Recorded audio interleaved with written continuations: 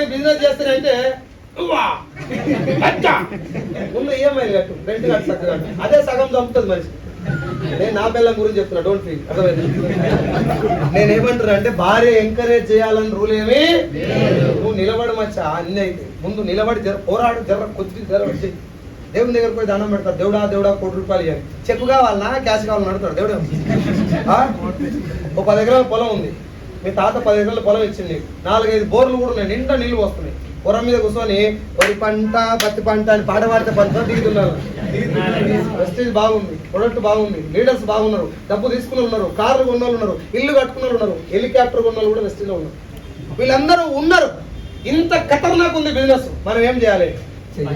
ఒక ఆయన చెప్తాడు, వెస్టేజ్ నాకు కోస్తే వెస్టేజ్ ఉంటుంది సార్ లోపల, నా కోపం వస్తే కోస్తాను, కోస్తే వెస్టేజ్ ఉండాల్సిన అవసరం లేదు మచ్చా. ప్రాణం పెట్టి పని చేస్తా సార్, పని చేయి. నీ జీవితంలో ఇప్పటిదాకా ఎంత వేస్ట్ అయిపోయిందో నీకే తెలుసు, నీ కుటుంబ పరిస్థితి ఏదో నీకే తెలుసు. ఇప్పటి నుంచి మొదలు పెట్టు. ఒక్క మాట మాత్రం నేను నా వైపు నుంచి ప్రామిస్ చేస్తున్నా, యాజ్ ఏ వెస్టీజియన్ గా వెస్టీజ్ ద్వారా నీకు రూపాయి లాస్ వచ్చినా నా జైలుకి వెళ్ళిస్తాను. నీ అప్లై తో సంబంధం లేదు, నన్ను బిలీవ్ చేయి.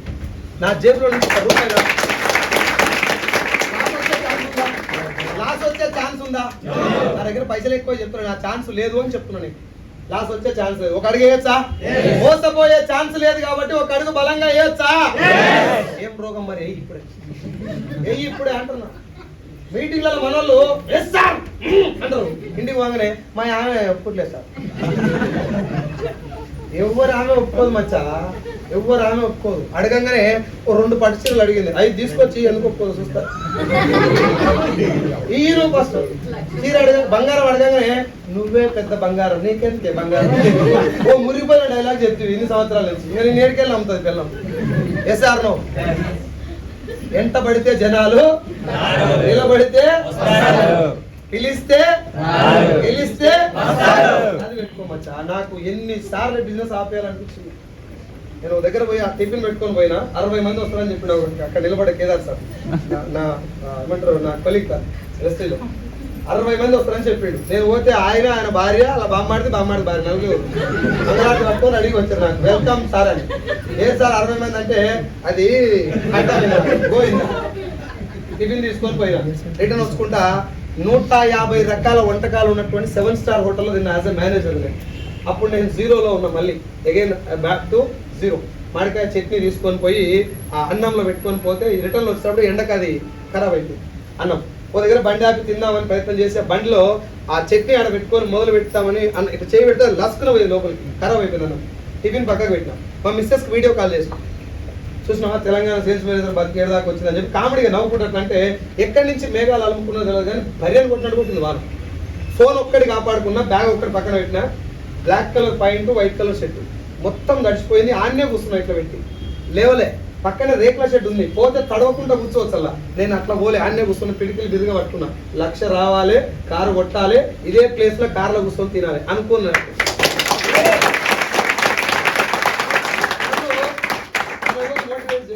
నా దగ్గరికి ఒకరు వచ్చి Saidul sir you have to do it అని కూడా చెప్పాను. వెనకాల అప్పులు ఉన్నాయి నాకు, ఎవరు మోటివేట్ చేయాలి నేను? కళ్ళు తెరిస్తే 48,000 ఇంట్రెస్ట్ కనబడతాయి, 24 లక్షలు అప్పు ఉంది నాకు. ఇల్లు కట్టినా 9 లక్షలు అప్పు చేసి ఇల్లు కట్టినా, ఎవరిని దోష చేయలే, ఏడ దొంగతనం చేయలేదు. ఇల్లు కట్టినా, ఇల్లు లోన్ తీసుకొని కడితే లోన్ తీర్చే సమయానికి లాక్డౌన్ వచ్చింది. ఆల్మోస్ట్ ఆన్ రోడ్ మీద ఉంది కాబట్టి చాలా మంది ఇలా గెలుపుకోవడానికి కారణం ఏంటంటే నా లెక్క అప్పు లేదు మీకు, అదే బాధ. అప్పు లేకపోయినా నొప్పి అని ఉంటుంది కదా, ఎన్నో కాడ ఏంటంటే అవమానించబడ్డ సంఘటన ఉంటుందా లేదా? అది రాసుకో, ఆయన జీతం ఎంతో రాసుకో, ఆయన దాటిందాకా పనిచేయి. SR no? నేను ఒక పెళ్లికి పోతే నా అవతారం చూసి నేను మా నాయన బట్టలు వేస్తుంది, నా దగ్గర బట్టలు లేక, ఫైనాన్షియల్ పొజిషన్ లేక మా నాన్న ఒక రోజు వేసుకుని నేను ఒక రోజు దాన్ని ఉత్తి వేసుకున్నాను. అట్లా బట్టలు వేసుకుని ఒక పెళ్లికి పోతే నేను ఆ పెళ్లి కాడికి పోగానే వాళ్ళకు గుడ్డలు తర్వాత కట్టెలు ఇచ్చేది, వంట చేస్తాను నువ్వు అటు పోరా అని చెప్పి. నన్ను చూడగానే వాళ్ళకి వంటలో లేకనే కనబడేది, అట్లా ఇచ్చేది నాకు. ఇప్పుడు నేను ఏడికి పోయినా నాది ఒకటే కారు ఉంటుంది, మా చుట్టాలు అందరూ బైక్లే. నేను చుట్టాలు ఎవరు తింటలేను, మళ్ళీ చెప్తాను. నేను బీకినా పొడిచినా అని చెప్పలేను. నా పొజిషన్ ఎక్కడి నుంచి ఎక్కడి దాకా వచ్చిందంటే వాళ్ళు ఇప్పుడు నాకు పని చెప్పలేదు. నేను ఇప్పుడు అడుగుతున్నా, ఇప్పుడు కూడా నాకు పని చెప్పురా ఆయన, నాకు పోయి కానీ సుఖంగా ఉంటుంది అని చెప్తున్నా. బిజినెస్ ఎక్కడ దాకా తీసుకుపోయిందనంటే కనీసం నా పేరు చెప్తాను కూడా ఇష్టపడిన మా చుట్టాలు. ఇప్పుడు నా ఫోటో స్టేటస్లో పెట్టుకుంటారు వాళ్ళే, వీడు మా తమ్ముడు, వీడు మా బామ్మడిది, వీడిది. నేను ఆవేదన కూడా అర్థం చేసుకోండి. తప్పండి కొడుకోల కంటే అర్థం చేసుకుంటే నాకు చాలా ఇష్టం, రైట్? సో నేను బాగా ఆవేదన పొందేటటువంటి విషయం ఏంటంటే తెలుగు రాష్ట్రాల్లో పండుగలు ఎక్కువ, అవునా? ఎంజాయ్మెంట్ ఎక్కువ, అవునా? కానీ 75% of the enjoyments are with అప్పు చేసి ఎంజాయ్మెంట్.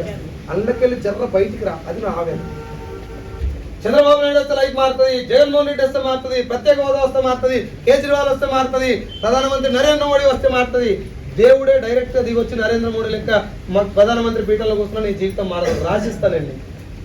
నీ జీవితం మారాలంటే నువ్వు మారాలి, నీ తరాలు మారాలంటే నువ్వు నడుము బిగించాలి గట్టిగా. Yes or no? చిరంజీవి కంటే ముందు వాళ్ళ ఇంట్లో ధనవంతులు లేరు, చిరంజీవి తర్వాత వాళ్ళ ఇంట్లో పేదోళ్ళు. ఎన్టీ రామారావు ఇంట్లో అంతకంటే ముందు ధనవంతులు, ఆయన తర్వాత పేదోళ్ళు. నీ ఇంట్లో నువ్వే ఎన్టీఆర్, నువ్వు చిరంజీవి అయ్యే ఛాన్స్ వచ్చింది, దీని పుణ్యమని. నా ఫ్యామిలీ పొజిషన్ అంత బాగలేదు సార్, ఫ్యామిలీ పొజిషన్ బాగలేదు, నేనే చూసుకోవాలని, అందుకే వెస్టేజ్ వచ్చింది. సార్ నేను బిజీగా ఉంటున్నా సార్, నాకు టైం దొరకలేదు, అందుకే వెస్టేజ్ వచ్చింది. సార్ నా పిల్లలు చదివే స్కూల్ చిన్న స్కూల్లో చదువుతున్నారు సార్, వాళ్ళ ఫీజులు కడతాను, నేను ఏదో పని చేయాల్సి వస్తుంది, అందుకే వెస్టేజ్ చేయాలి. మరి ఇప్పుడు నేను అడిగిన చాలా మందిని, సార్ జాబ్ చేస్తున్నా టైం దొరకలేదు అని, బిజీగా ఉన్నా టైం దొరకలేదు అంటున్నాను. బిజీగా ఉన్నా అని చెప్తున్నాం. ఎప్పటిదాకా బిజీగా ఉంటావు? ఎవ్రీ డే బిజీగా ఉంటా సార్. ఎందుకు సార్ 4 రోజులు లీవ్ పెట్టవచ్చు కదా, జీతం ఇయ్యరు సార్. 4 రోజులు లీవ్ పెడితేనే జీతం ఇయ్యరు. ఒక్క నెల జీతం రాకపోతే నీ పరిస్థితి ఏంది సార్? చాలా క్రెడిట్స్ ఉంటాయి సార్, ఆగిపోతుంది. 2 నెలలు రాకపోతే ఘోరం సార్, భయంకరం. 4 నెలలు రాకపోతే ఓయమ్మా నువ్వు చచ్చిపోతే, నేను నీ ముఖం మీద అడుగుతున్నా, అనొద్దేమో మాట, కానీ నేను అడుగుతున్నా, నువ్వు చస్తే రేపు కదా, what is the position of your family and your wife, your children? అనుకున్నావు ఎప్పుడన్నట్లా? నేను అనుకున్నా. నేను చాలా మంది తిడతారు ఆ మాట అంటే, కానీ నేను అనుకున్నా మాట, రేపు పొద్దున నేను లేకపోతే 24 లక్షల అప్పు నా భార్య తెచ్చా, ఏం పీక చేసుకున్నావరా నన్ను అంటారు చచ్చిపోయినట్టు. అర్థమైంది సార్? దట్ ఈస్ వాట్ ఈ బిజినెస్ యొక్క పవర్. నేను జస్ట్ మిమ్మల్ని ఎమోషనలైజ్ చేయడానికి చెప్పండి. జస్ట్ థింక్, ఒకసారి ఆలోచించు. బండి మీద కూర్చొని హ్యాండిల్ పట్టుకున్నాడు, నేను కింద పడితే అని అనుకుంటే హెల్మెట్ పెట్టుకొని జాగ్రత్తగా. కార్లో కూర్చున్నాడు, సీరింగ్ మీద చేయి పెట్టగానే యాక్సిడెంట్ అయితే అని భయం అయినప్పుడే సీట్ బెల్ట్ పెట్టుకొని జాగ్రత్తగా ఉంటుంది. ఫ్యామిలీ రిక్వైర్మెంట్స్ ఉన్నాడు, బాధ్యతాయుతంగా ఉన్నాడు, బార్లో కూర్చొని టైం పాస్ చేయడు. రేపు పొద్దుగాల, రేపు ఈ సెకండ్ నేను భూమి మీద లేకపోతే what is the position of my parents and my family అనుకున్నాడు, నడుము బిగించి పని చేస్తాడు, సెట్ అయిందా పని చేస్తాడు. ఇప్పుడు నేను భూమి మీద ఉన్నా లేకపోయినా నా భార్యకు నెలకు 6 లక్షలు వస్తాయి, ఇంకా బయటకు వెళ్ళాల్సిన అవసరం కూడా లేదు. నెలకు 6 lakhs. దీనికోసం ఏం చేయాలో చేస్తాలే సార్. నువ్వు భూమి మీద లేకపోయినా నీ భార్యకు నెలకు 1,00,000 రూపాయలు, నేను చెప్పేది 1,00,000 గురించే, I'm not telling about my wife. నెలకు 1,00,000 రూపాయలు నీ భార్యకు రావాలంటే నువ్వు ఎంత కష్టపడ్డా తప్పులేదు కదా. నువ్వు ఉన్నా లేకపోయినా నీ పిల్లలు పైసల గురించి అసలు బాధే పడతలేదంటే ఎంత కష్టపడ్డా తప్పు లేదు కదా. మనోళ్ళు 2 రోజులు పని చేయాలి, 3 రోజులు మీల్స్, మధ్యాహ్నం లంచ్ కాగుతలేరు. ఇక్కడ మీటింగ్ అయిపోయి ఉరికి తినాలి, ఎమ్మటే చాయ్ తాగాలి టైం, స్నాక్స్ తినాలి టైం. నేను 4-5 రోజులు ఫుడ్ తినలేదు. అర్థమవుతుందా?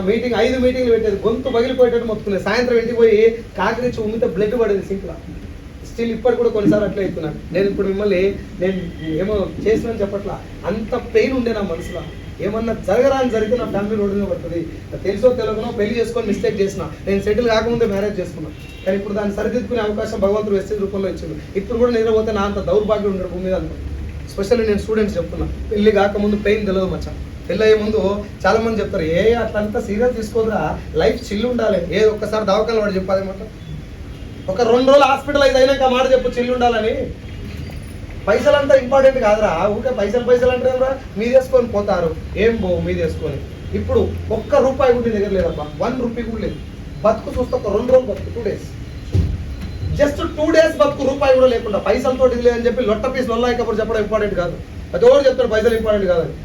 పైసలు సంపాదించినాక మాట చెప్పు. 14 కోట్ల రూపాయలు ఆస్తి కూడా పెట్టినటువంటి రంజిత్ స్వామి చెప్పాలి, ఇప్పుడు నాకు డబ్బు అవసరం లేదు, పైసలు పెద్ద ఇంపార్టెంట్ కాదు ఆయన చెప్పాలి. 15,000 రూపాయలు జీతం ఉన్నాడు, పిల్లల స్కూల్ ఫీజు కట్టినాడు, కరెంటు బిల్లు 2 రోజులు చక్కగా కట్టినాడు కూడా మాట్లాడితే ఎట్లా? పైసలు సంపాదించడం అనేది నీ ఛాయిస్ కాదు మచ్చా, it is your responsibility, it is your బాధ్యత. నువ్వు డబ్బు సంపాదిస్తే నీకు ఒక్కడికే మంచి జరుగుతుంది. ఆలోచించు, నీ కుటుంబంలో నీకు నెలకు 6 లక్షలు వస్తే నువ్వు తెలిసినటువంటి ప్రతి ఒక్కరి గుండెల్లో ఒక ధైర్యం ఉంటుంది, అరే పలానా సైజు కానీ నెలకు 6 లక్షలు వస్తున్నాయి, మనకి ఏదైనా ఆపద వస్తే వాళ్ళని అడగొచ్చు అనే ధైర్యం ఉంటుంది. Yes or no? నేను ఇస్తాను ఇయ్యను సెకండరీ, నేను ఇస్తా ఇయ్యను సెకండరీ, బట్ ఆ 20-30 మంది మనసులో నేను చేసిన పని వల్ల ధైర్యం ఉంటుంది. మన పుట్టుక అందుకొచ్చిన భూమి గింత తవ ఫ్యాన్ తిరుగుతుందా, దానికి ఒక చిన్న స్క్రూ కారణం, ఆ లోపల కనెక్ట్ చేసిన స్క్రూ, అవునా కదా? ఈ లైట్ ఇక్కడ వెళ్తుందంటే ఒక చిన్న స్క్రూ కారణం, ఒక చిన్న వైర్ కారణం. ఆ రెండింటి జీవిత లక్ష్యం ఏంది? ఆ వైర్ని అక్కడ అంటి పెట్టుకొని ఉండాలి. దాని జీవితం అది పుట్టింది అందుకే. చిన్న కరివేపాకు రెమ్మ ఇట్లా చింపి కూరలు వేస్తే చుట్టుపక్కల వచ్చినటువంటి ప్రతి ఒక్క వ్యక్తి కులమత భేదం లేకుండా వాసన వచ్చి చచ్చిపోతుంది, మాడిపోతుంది. దాని జీవిత లక్ష్యం అది. ఒక చిన్న మల్లె మొక్క చెట్టు పుట్టిందంటే చుట్టుపక్కల ఎవరు వచ్చినా కులమత భేదాలు లేకుండా సువాసన ఇచ్చే చచ్చిపోతుంది. అది దాని జీవిత లక్ష్యం. నువ్వు కాలు కింద దొక్కినా దాని వాసన మాత్రం మరవదు. ఎస్ఆర్నో? ఎంత చిన్న చిన్న వస్తువులే వాటి లైఫ్ యొక్క ఆ గోల్స్ ని ఫుల్ఫిల్ చేసుకొని చచ్చిపోతుంటే నువ్వు ఇంత పొడుగు ఇంత వెళ్ళిపోయి గుంతల పడుతుంది బతికేట్లా. పుట్టింది కామన్, అందరం పుట్టాం, చచ్చిపోతాం, అది కామన్. మధ్యలో కదా తేడా.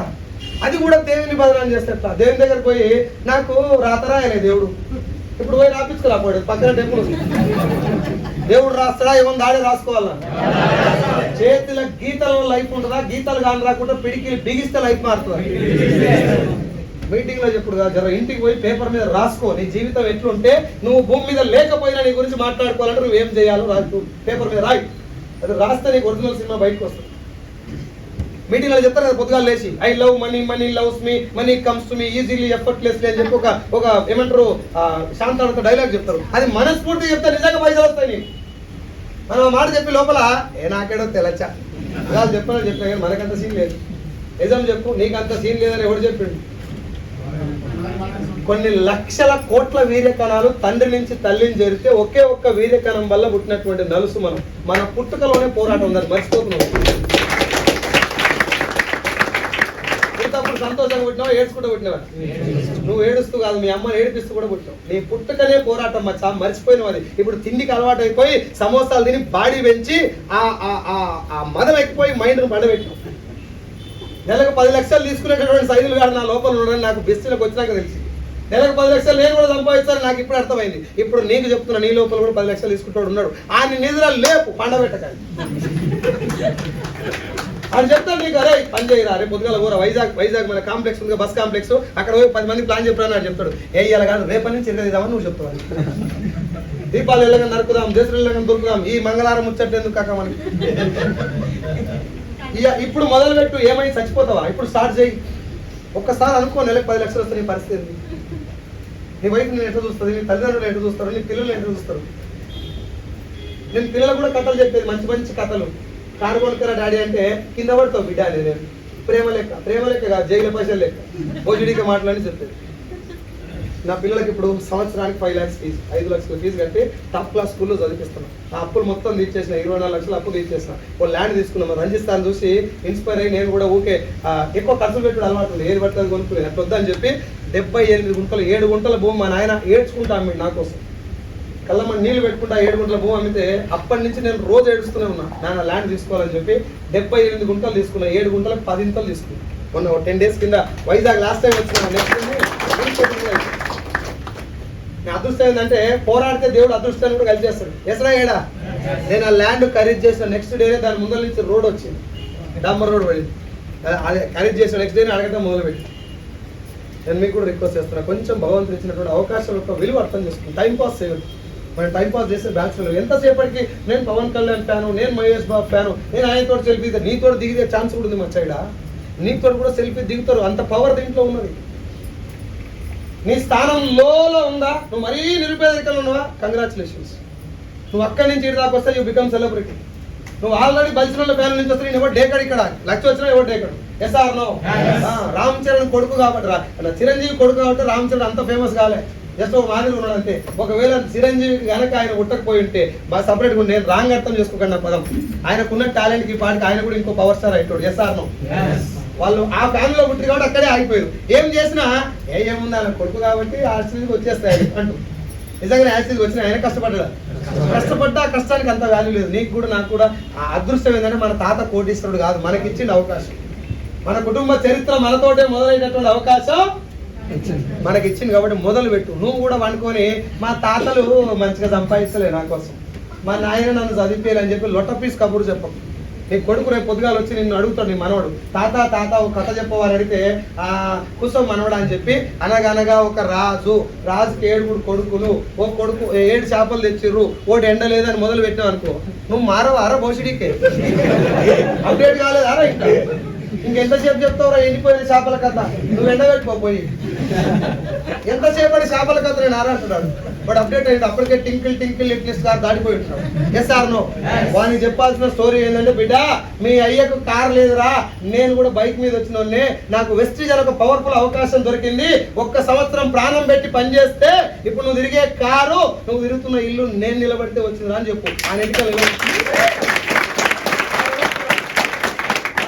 తాత నువ్వు వీడి దాకా వచ్చినావు కదా, మన ఫ్యామిలీ ఇంకా జర ముందుకు నేను తీసుకుపోతా అంటున్నాడు. సరే నోడు అయితే ఎస్ ఆర్ నో? కథలు చెప్పాలంటే వేరే వాళ్ళ కథ చెప్పకు, నీ కథనే ఇన్స్పిరేషనల్ స్టోరీగా చెప్తాను, తయారు చేసుకో. మళ్ళీ పుట్టేది లేదు మచ్చా, ఇంకో జన్మ లేదు. యమదొంగ సినిమాలు ఇంకా మళ్ళీ పోయి కిందికి వచ్చేది ఏం లేదు. Yes or no? ఏం బీకినా ఇప్పుడే బీకాలి, కథలు చెప్పొద్దు జనాలకి. ఏం చెప్పాలన్నా గెలిచినాక మాట్లాడు, గెలిచినాకనే నీ మాటకు వాల్యూ. ఈడ నోటు పెట్టుకొని మాట్లాడితే విలువ ఎక్కువ ఉంటుంది. Yes or no? ఉత్తగా పెట్టుకొని మాట్లాడు కదా, గెలిచినాక అని చెప్తున్నాను. జస్ట్ పవర్ఫుల్ వెపన్ ఇది, దీన్ని మిస్యూజ్ చేయదు. 1 సంవత్సరం పాటు ప్రాణం పెట్టి అయ్యప్ప స్వామి మాల వేసుకుంటే ఎంత దీక్షగా ఉంటారో, 365 రోజులు అంత దీక్షగా ఇలా పనిచేయవు. వెస్టీజ్ తప్ప ఇంకో ధ్యాస లేకుండా పనిచేయను. నువ్వు ఏం చేయాలంటే అది చేయొచ్చు వెస్టీజ్ ద్వారా. చేద్దాం మరి. 1,05,38,226 రూపాయలు ఇప్పటి వరకు నేను వెస్టీజ్ ద్వారా ఎర్న్ చేసిన ఇన్కమ్. 1 కోటి రూపాయలు దాటింది. కరోడ్పతి త్రూ వెస్టీజ్ ద్వారా నేను కరోడ్పతి. నా కొడుకు ఆయన కొడుకు అంటే నేను ఒక్కని గట్టిగా నిలబడితే మొత్తం మారిపోయింది. మారిపోయిందా లేదా? ఇప్పుడు నా కొడుకు ఆలోచనలు ఎట్లుంటాయి, నన్ను బాగా కష్టపడి ఎంఆర్ఓ ఆఫీసర్ టర్క్ జాబ్ కొట్టాలనుకుంటున్నాడు. అంటే నేను కష్టపడటం వల్ల ఆస్తి మాత్రమే మారలే, నా తర్వాత తరాల ఆలోచన కూడా మారుతుంది. Yes or no? దానికోసమన్నా పని చేయి. మీ అయ్యకు వెస్టీజ్ రాలే, మీ తాతకు వెస్టీజ్ రాలే, నీకు వచ్చింది, నీకు వచ్చినాక కూడా వేస్ట్ చేసినావు అంటే నీ కొడుకే తిడతాడు. నేను రేపు పొద్దుగాల ఆ అంకుల్ చేసినట్టుగా నీకు ఏం రోగం పుట్టింది బే అంటాడు.